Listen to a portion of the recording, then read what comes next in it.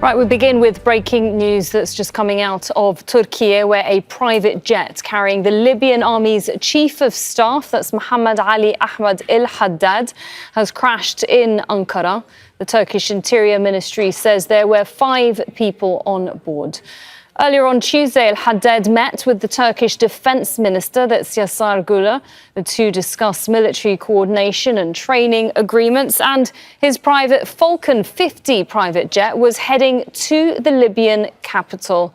That's Tripoli. What you're looking at right now are live pictures. That's from Ankara. That seems to be what we think is the location of where that crash has happened.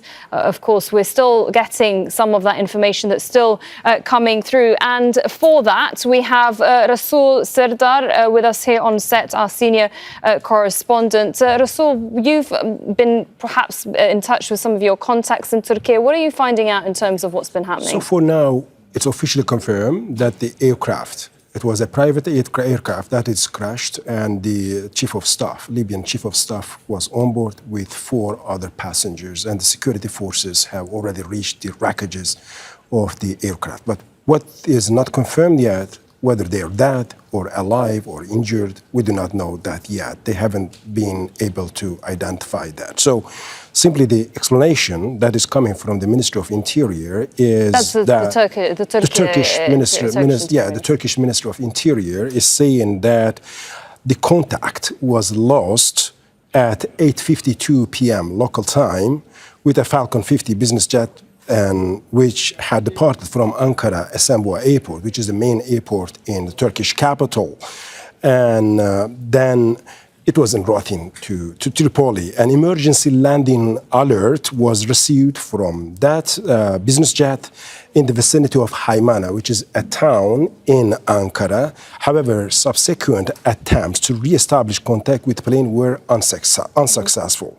There were 5 passengers, including the chief of staff, on that. And according to the initial informations, the officials are saying that the jet that was carrying the general staff, Libyan general staff, suffered from an electrical failure and technical failure shortly after taking off from Esenboğa Airport, and the crew issued a mayday call and began turning back to the airport. While turning back to the airport, so the aircraft was preparing for an emergency landing, and it started dumping fuel.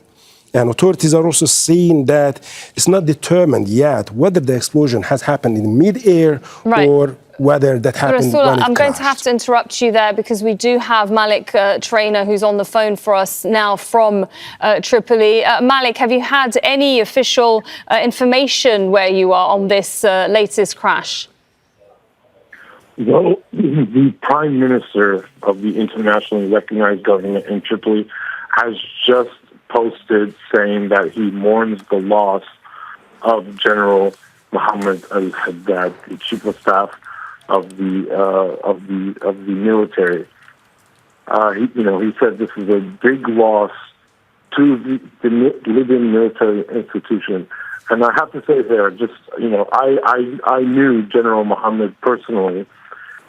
He was a career military man, someone that everybody respected, and he went by the book. Even with my personal relationship with him, he would refuse to talk to me because I was a journalist. He would say I would have to go through official channels and get letters from the Ministry of Defense for him to get permission to talk to me. So he was someone that people here in Western Libya really respected, someone who always went, with the law, with the rules, and he didn't take any, he wouldn't side with, militias, no matter how powerful they were. So it is a huge loss, really, to the Libyan military institution. But yes, we've just received confirmation. Prime Minister Abdulhamid Dbeiba has mourned the loss of General Mohammed al-Haddad in this plane crash in Turkey. Right, and clearly you were saying that you knew him personally, and this is a very well respected man. How long had he been in that role and in the military? Well, he's been in the military for decades. In 2011, in the uprising that toppled Muammar Gaddafi, he was a prominent figure that went on the side of the rebels. He helped in the revolution that toppled Muammar Gaddafi. So he's been chief of staff since 2021, I believe. But he was always a senior official in the Libyan military. Look, I mean, I think now, people are looking, what's going to happen? Who can replace him? Because, as if you don't know, Libya has been extremely divided for more than a decade. We have the internationally recognized government in Western Libya, but we have warlord Khalifa Haftar, who controls eastern Libya. Mohammed al-Haddad in the West has been a figure that has brought people together, that has tried to institute some sort of central military or some kind of institution. So I think people now it's such a huge loss for people here. I think now people are thinking, who can replace him? Because he was such a solid, such a big figure that people respected. So just a huge loss for the military institutions here in Libya. Right. And Malik, you said he's been in this role for many years, of course. Can you please remind our viewers back in 2011 what happened exactly for him to step up to that role of Chief of Staff? Well, there was obviously the revolution an armed revolution that toppled Muammar Gaddafi. The hope was that Libya was going to become a democracy. General Mohammed al-Haddad was someone who believed in civil rule, civilian rule. He was always talking about, the respect for civilian institutions. He respected the rule of law. The legislative, when elections took place, and we had a legislative institution that was voted into power. He had, he respected that. He was someone that really believed in democracy. Unfortunately, in 2014, 2015, we saw the rise of Khalifa Haftar in the east of Libya, who wanted to bring back sort of this, military rule in Libya. There was a division. People in the West wanted a democracy, wanted the rule of law, wanted civilian rule. In the East, Haftar began cementing his power, and we saw a division. So in the East, you had Haftar, and in the West, you had the internationally recognized government. There was a cease. Haftar tried to, in 2019, Haftar began a military operation in Tripoli to take over. That was rejected in the West, and with the help of Turkey, they were able to force Haftar's forces back to eastern Libya. A ceasefire was agreed in 2020. In 2021, a UN brokered deal brought a new government, and Mohammed al-Haddad was brought in as chief of staff. Okay, Malik Trainer, stay with us because I just want to bring our viewers up to speed there. We have had a statement from the Libyan Prime Minister, that's Abdelhamid Dbeibeh, who has confirmed the death of the army chief of staff. Of course, this has happened. We're seeing those live pictures in Ankara, that's in Turkey, where this crash has happened. The information is still coming through, but we do have here on set our senior correspondent, Rasul Serdar. Rasul, I had to interrupt you to go to that live statement that we just received there from Malik, but the fact that he was in Turkey, can you give us a background as to why he was there in the first place? Well, Turkey and Libya have developed a special kind of relations, particularly starting from 2019 on. So Turkey has been the main supporter of the Libya-based government, which is led by Abdulhamid Dbeibeh, the Prime Minister Dbeibeh. And in Libya there are two parallel governments. One of them is recognized by international community, the Tripoli-based one, which is in the west of the country, and then the eastern government, which is led by former General Khalifa Haftar. So in 2019, when the forces of Khalifa Haftar were marching toward Tripoli to take over the city, and they were backed by Egyptian forces, by UAE, by Russians, and even to a certain extent by French forces, then the Tripoli-based government has asked for assistance from Ankara, and Ankara immediately interfered into that escalation by sending the military supply, the arms supply, and also the military advisors as well. And then quickly, the events have changed. Then we have seen that that march led by Khalifa Haftar forces was repelled, and they had to get back to Benghazi. Then there has been some international interventions and bringing them to a table. So finally, reaching a kind of an agreement that both sides are going to expect the power distribution in the country. And since that date on, Turkey has been consistently in Libya, the main backer of the Tripoli-based government. And after that, we have seen a huge demarcation or maritime deal between Turkey and Libya, simply opening up a maritime corridor from Turkey to Libya, which for Turkey was extremely important. Why was it extremely important? Because back then and still up to now, there is a power competition. Turkey, Egypt, Israel, and Greece. So Turkish intervention simply was motivated by getting Libya. If you get Libya, then you can somehow end that siege. So opening up a corridor in the East Mediterranean was extremely a strategic gain for Turkey. That's why Turkey was so keen to get involved in Libyan case militarily.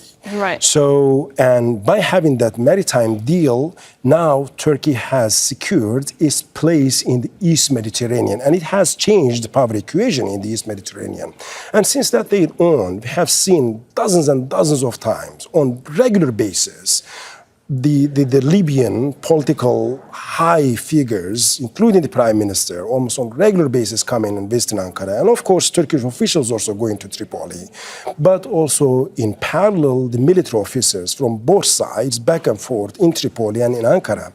So today, the chief of armed staff, the Libyan chief of armed staff, was in Ankara to discuss further cooperations. And just let's remember that this visit has just come one day after Khalifa Haftar, the leader of the Eastern-based government, signing a military deal with Pakistan worth of over $4 billion.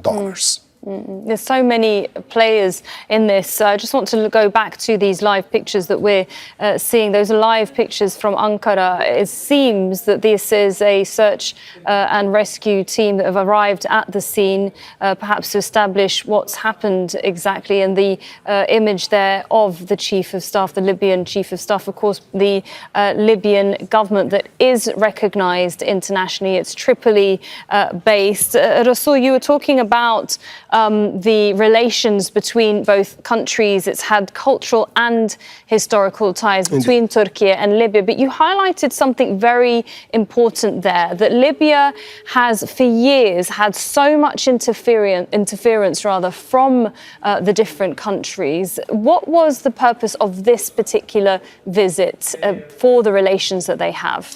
I think for now, at the end of the day, one thing has been clear. Since the last 2 years, normally just before 2024, Turkey was seen and regarded, and indeed it was, the main supporter of Tripoli-based government against the Benghazi-based government led by Khalifa Haftar. However, when the flood happened in eastern Libya, then Turkey has conducted a humanitarian diplomacy, and that opened up the way of the context with Khalifa Haftar as well. And since then, we have seen several times Khalifa Haftar's son, who is also regarded as chief of staff of the Eastern government, have been invited to Ankara. Now the relations are better, but at the end of the day, there is a power struggle.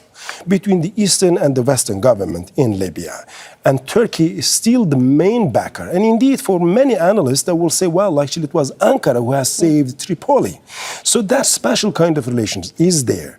And whenever there are the agreements, particularly military agreements, between Khalifa Haftar with another country, you will see the high-level military officials of the Western government of Libya will come to Ankara and receive more supplies to balance that. As I said, this is just happening one day after Khalifa Haftar signing a deal, a military deal with Pakistan worth of $4 billion.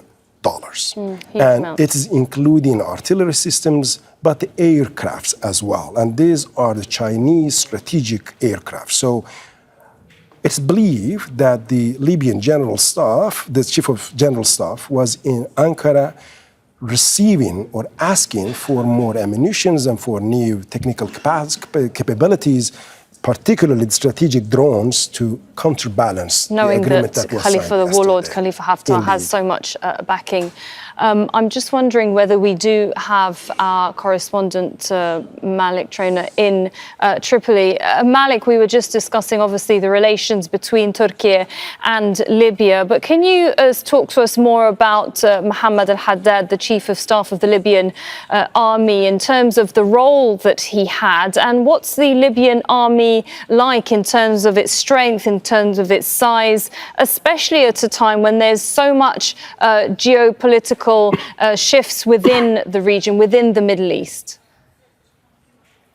Well, look, I mean, Libya has been engulfed in violence and conflict and political divisions for more than a decade.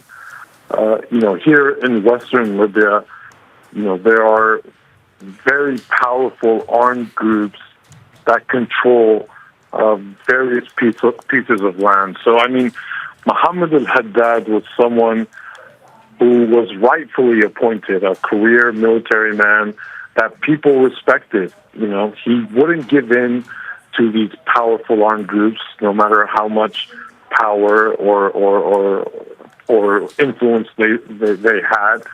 He was someone that went by the book. He was well respected.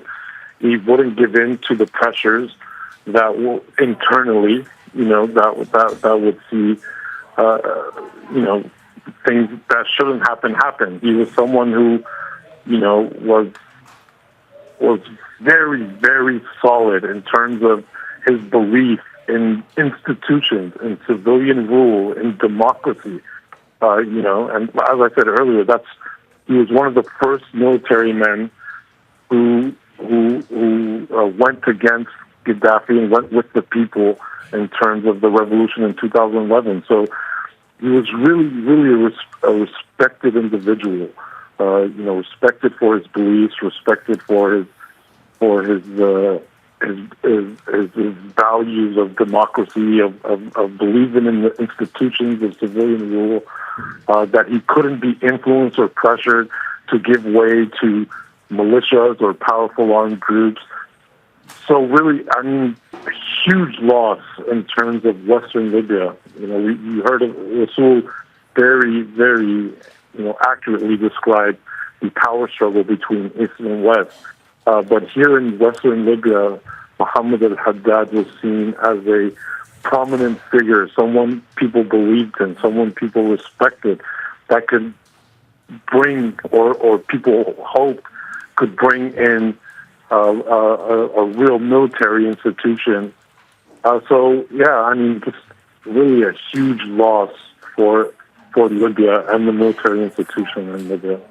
All right, Malik, do stay there because I want to go back to Rasul. Of course, we were just saying that this crash has happened in Ankara. Those, again, are the live pictures that we're seeing from the location of what seems to be this crash. Can you let us know or bring us up to speed if there's been any more information on what's happened? Now that we're receiving the information regarding the other four that were on board, it's a huge loss for Libya. It is the chief of staff, the ground forces chief, so the military manufacturing head, and the chief of staff's advisor.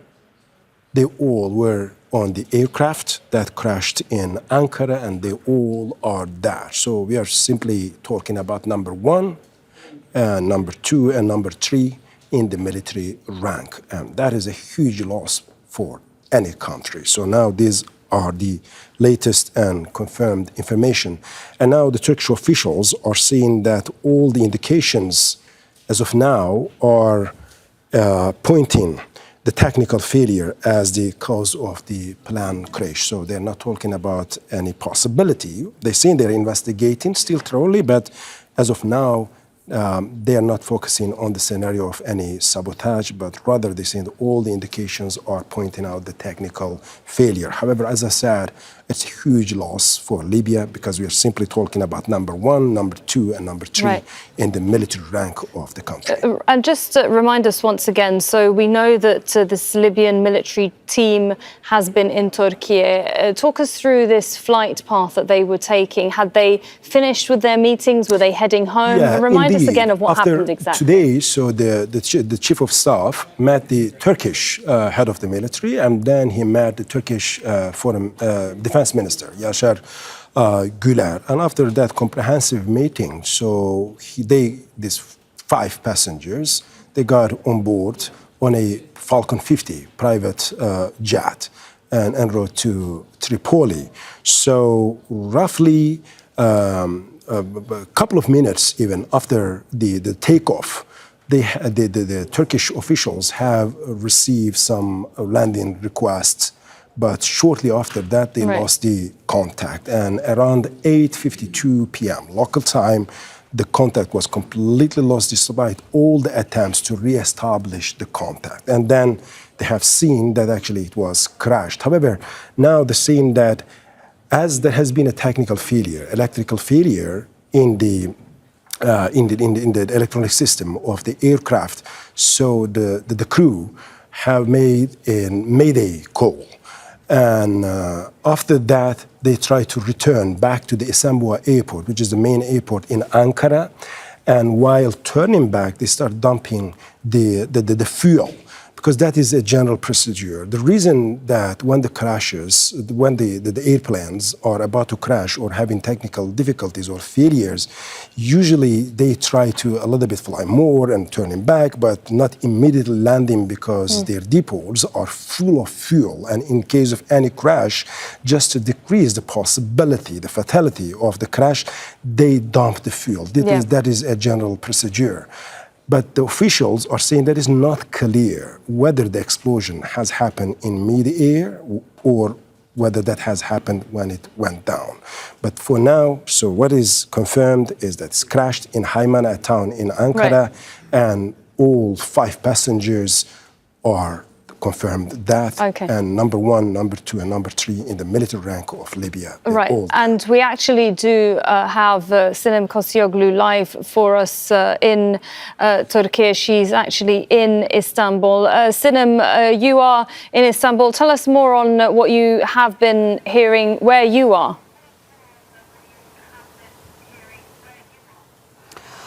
Well, the Libyan delegation led by the Chief of Staff was in the Turkish capital Ankara today to discuss the details of current military cooperation and the future of this cooperation, as the Turkish parliament authorized the mandate that allows deployment of Turkish troops in Libya for the last couple of years. And now many experts on national TV outlets are suggesting that this may not be a coincidence, that everything is happening one after the other. But we know that after the Libyan delegation completed their talks with the high-level Turkish delegation, which was led by the Turkish Defense Minister Yaşar Güler and Turkish Chief of Staff, they were returning to their country with a private jet that was rented by the Libyan government. And as soon as the plane took off, less than 1 hour into the flight, they wanted to make an emergency landing, and after that, very quickly after that, the plane crashed and there was an explosion, according to the pictures that we have seen on the agencies so far. And as Resul has been mentioning, that according to the reports on the media,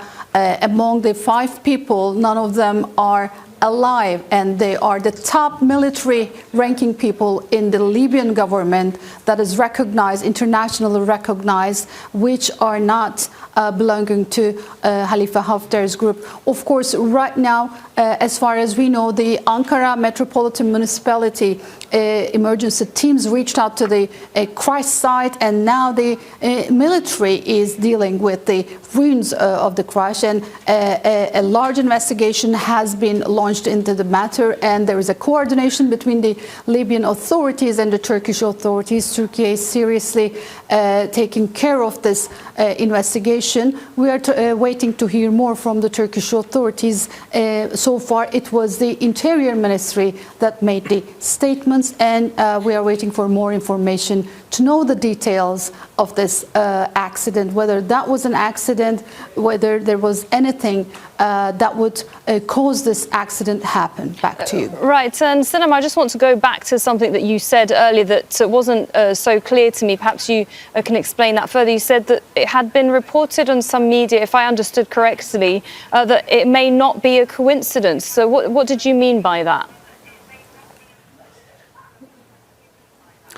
This is actually what the military experts and security experts have been discussing on the national TV outlets. And I have to remind that in countries like Turkey, especially given this geopolitical tension and Turkey's position amidst these geopolitical tensions, there are so many conspiracy theories that people voice it out loud. Of course, as my colleague on the side has mentioned, Turkey has extended the mandate of the Turkish troops deployment. Also, there was a military deal between Pakistan and Libya, which is more than $4 billion. Turkey has strong military cooperation with Pakistan. Also, just a week ago, we were hearing reports that there were commercial vessels that have been attacked in the offshores of Libya, and many are suggesting right now that Israel might be trying to give a message. But of course, these are allegations, and when these kinds of incidents happen, especially following what happened with Iran's President Ibrahim Raisi and other incidents in the recent history, which are just months or just 1 year back, many people are talking about all of the scenarios. But according to the official statements, as I mentioned, the plane, the private jet wanted to make an emergency landing due to an electrical error, and as soon as they gave this emergency signal, they crashed, and there was an explosion right after that, and there is no proof of life of any of the passengers on the plane. All right, thank you, Sinem. I'm just going to go back to Rasul Sardar. As we were hearing there, we're talking about the relationship between Turkey and Libya, with Sinem saying that Parliament has approved a 2-year extension of a military mission in Libya. Is this what happens? Is that, explain to us the process. Is it on extension? It has to be approved by Parliament. How do they go about this? This is a regular practice, in a regular procedure in Turkey. So Turkey, on annual basis, or sometimes these bills, extension of the military deployment being authorized. So it goes through the parliament, sometimes quarterly, sometimes for 6 months, sometimes annually, and sometimes they can give the authorization to the Turkish government of deploying the troops to a third party, another country. So in any way, any deployment of the Turkish troops out of the country has to be ratified by the parliament. This is a general procedure, a regular practice. So you will hear that kind of ratifications from the parliament, approval from the parliament, whether it comes to Iraq, Turkish troops going into Iraq to fight PKK, or going into Syria to fight against YPG, the Kurdish armed groups, or ISIS. And for Libya also, that's another case. And you will see the same thing for Somalia as well, wherever a Turkish army is based. So that requires the authorization from the Turkish parliament. So this is not something that was unexpected. It's not a breakthrough. It's a regular practice. So in that capacity, what's the capacity rather of the Turkish military in Libya at the moment? What sort of presence does it have? Officially, the Turkish authorities will tell you that we have roughly around 1,500 military advisors. They are not the combatants. So it is not confirmed whether there are combatant forces or not. But we know that there are Turkish troops, Turkish military personnel in Libya, based in the vicinity of Tripoli. Turkish authorities are saying that these are the military advisors, because just let's remember now we are talking about a huge amount of Turkish military equipment being deployed to Libya since 2019 on, 6 years on. And every year you will see lots of military cargo planes back and forth between Ankara, Istanbul, and Tripoli, going and coming back. So these planes are full of troops, are full of the equipments there. And these equipments requires Turkish staff that can use and also that can train the Libyan forces as well, that can transfer this know-how.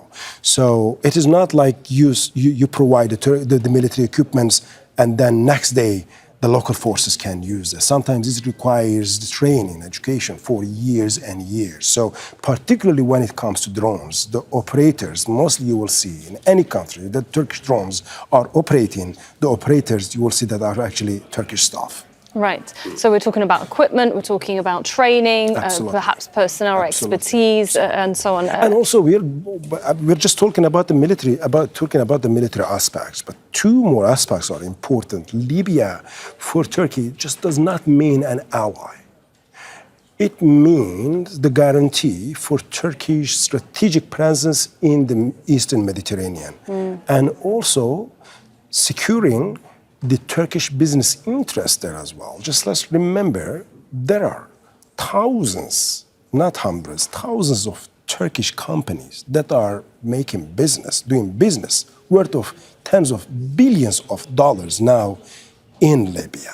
So that's why it is not only military, it is geopolitical cooperation, and also it is a business cooperation, trade cooperation. So hold that thought, because I do want to go into that a little bit further. But let's go back to Sinem Koscioglu, who's live for us in Istanbul. Sinem, can you give us any more updates at all on what we do know in terms of this crash where the Libyan Chief of Staff, that's Mohammed al-Haddad, just to remind our viewers of who that is, the top man in the military, and the rest of his team. Any information that you're getting at all?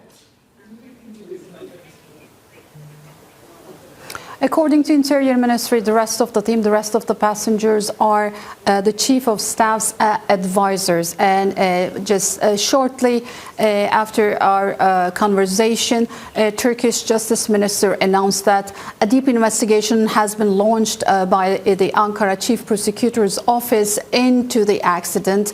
Along with the Chief Prosecutor, there are 4 other prosecutors who are dealing with the investigation right now. Turkey takes this accident very seriously, but the official statements are cautious. They are avoiding from any kind of speculation or rumors. But as I mentioned, right now all Turkish media outlets are discussing why this accident happened, how this accident happened. So far we know that there was a technical issue, and as soon as the plane wanted to have a quick emergency landing, the crash happened and there was an explosion afterwards, which gave no chance to any of the passengers to survive. These are what we know. We know that the military is involved in the investigation right now. They are at the crash site. After the municipality emergency teams have reached the crash site, they are trying to find the details of the accident to inform the public. But right now it is also a top story in Turkey. All primetime TV shows and news shows are discussing this. So far, what we heard from is the Interior Ministry and Justice Ministry, that they are having a serious investigation. They are conducting a serious investigation into the matter. Of course, the people are talking about possibilities, but one thing is important. Turkey just ratified the extension of the parliamentary mandate that extended the Turkish troops' deployment in Libya. According to this mandate, as of January, as of the beginning of January, the Turkish troops are staying in Libya for 2 more years. Usually the Libya mandate is prepared for 2 years. That was a long deployment for the Turkish military, for train and equip and help the internationally recognized Libyan government and the military. Now people are curious how this cooperation will continue, what will be the details of the future cooperation, because this high-level delegation, Libyan military delegation, was in the Turkish capital today to discuss the current cooperation, the military cooperation, security cooperation, train and equip, the sales of any military product, and the future of this.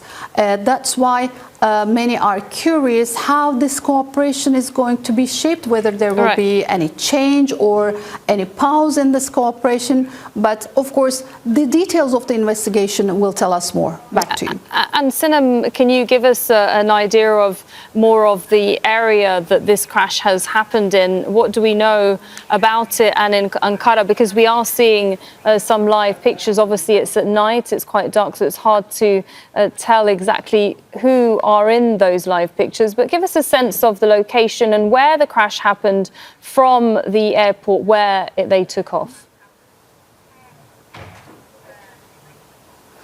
Given the season, it is dark after 5:30 p.m. across many cities in Turkey, and the plane took off as of 8 p.m. local from Ankara Esenboğa Airport, and just less than an hour into the flight, the plane wanted to have an emergency landing when they reached to Konya city's Kula district, and as soon as this emergency signal was given to the tower, the plane crashed in Haymana district in the outskirts of Ankara, and there was an explosion. What we see in the pictures are the emergency teams, municipality emergency teams, and it's the gendarmerie which operates under the Interior Ministry, investigating the site. There are prosecutors who have been dispatched to the crash site. Of course, the area is sealed, and they are trying to find the technical details of the accident, of the technical error, and the remains of the people, and whether there are any belongings that will give any clue about the accident.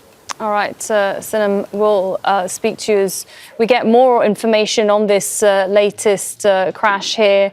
We're going to come back to Rasul, because I'm looking at some of these pictures from earlier today. Perhaps you can talk us through who we're seeing in those pictures exactly. Mainly, he has met 2 important figures in Turkey. The first one, he was received in Ankara by the Turkish Chief of Staff, his counterpart, Turkish counterpart.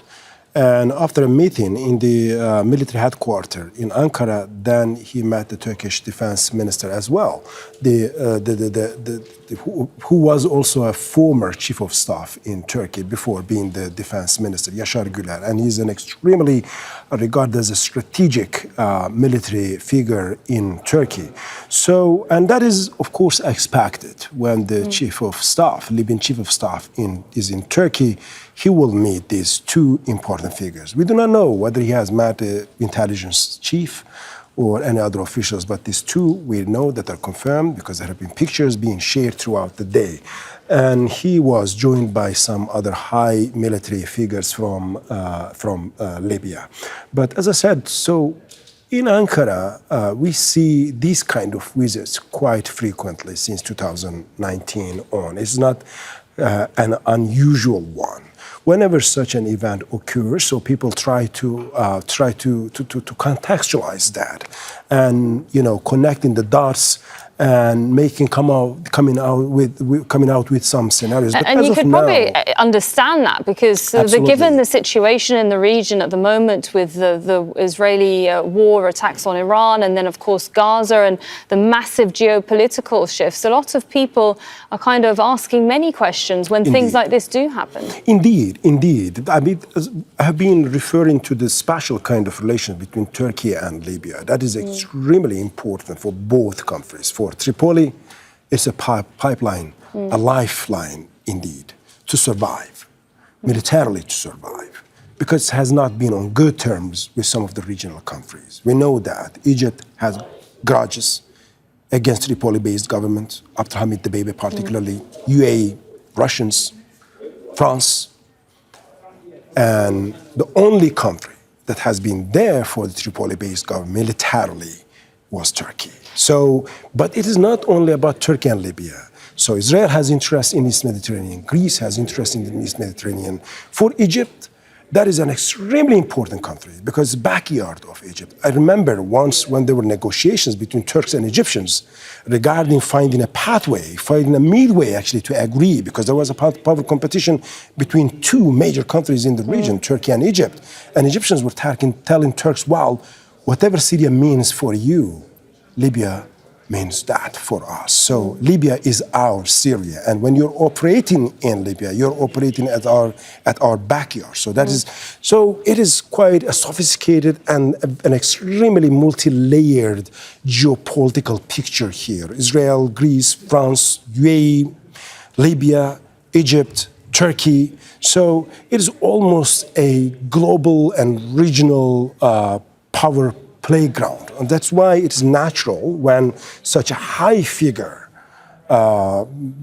being in a plane and that aircraft crashed, it's natural that people are coming out with that. However, as of now, none of the Turkish officials are coming out and raising some possibility of any sabotage or something like that. They're simply saying that it was an electrical failure which caused the crash of the aircraft. Now, I want to go back to something that you were saying about those. Now, we have confirmation, we've heard this from Sinem as well, that not only was the Libyan Chief of Staff, again, a reminder, General Mohammed Ali Ahmed al-Haddad was killed, but also he had some of his other officials. We're talking about top echelon of the internationally recognized Libyan army. What does that mean, do you think, now moving forward as to who Turkey will be dealing with? Because we are entering a new year. We're entering 2026 in a few days. Now, let's see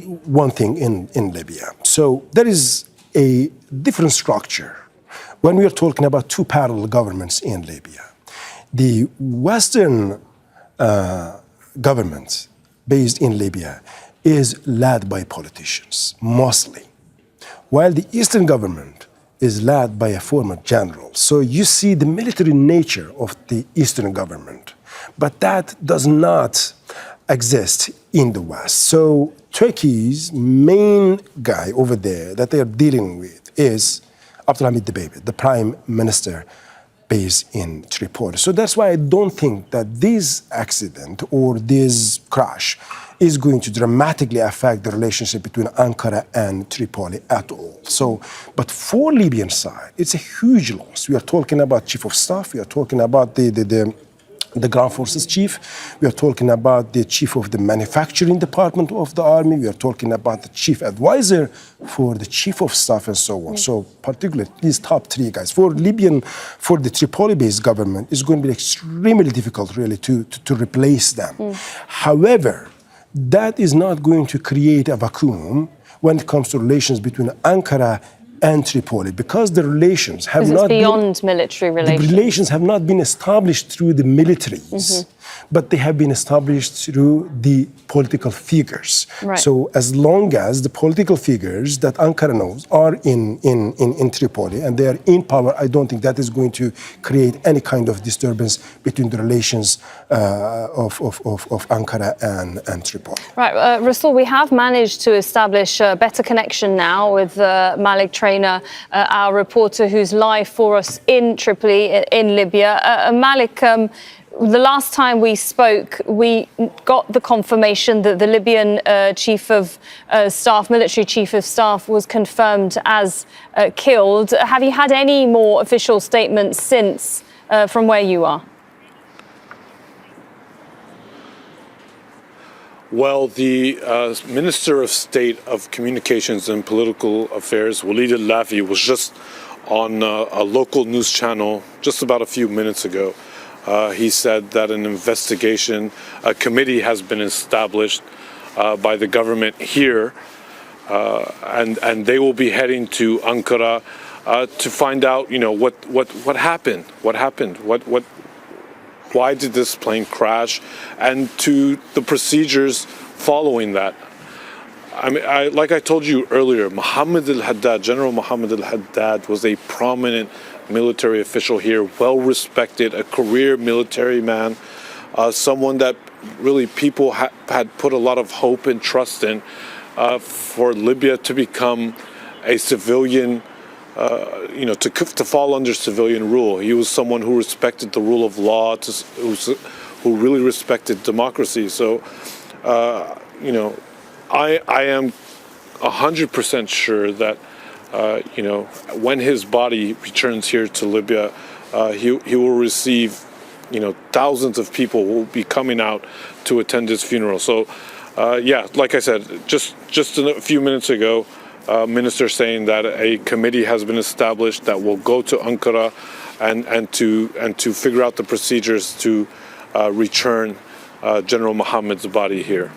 Right, and Malik, you were talking about the important role that he has played, certainly since Muammar Gaddafi was gotten rid of through the 2011 uprising. But he's also had an important role when it comes to relations with foreign countries. In fact, from my understanding, and perhaps you can talk us through it, he's been on several trips meeting with different foreign military chiefs.